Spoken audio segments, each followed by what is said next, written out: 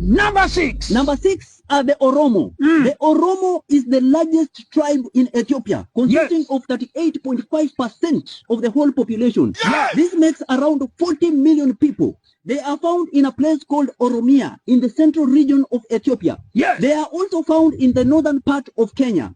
The Oromo are known for their brutal expansion in the Horn of Africa, with the aim of acquiring vast fertile land for their growing population. Yes. And because of this, they were able to acquire vast land in the best places in the region. Yes. What else do you know about the Oromo? The Oromos are known for being militarily powerful, and they are the ones who contributed greatly in defeating and resisting the Italians and Egyptians by chasing them out of Ethiopia. You are right. Yes. Now, the Oromo are known to be fearless, brave people who never give up. Yeah. And if you want to know more about the Oromo, go and research about the Oromo Liberation Front or the Oromo Liberation Army, and you will get to know more about the Oromo. Yes. And this makes them the 6th bravest and strongest tribe in Africa.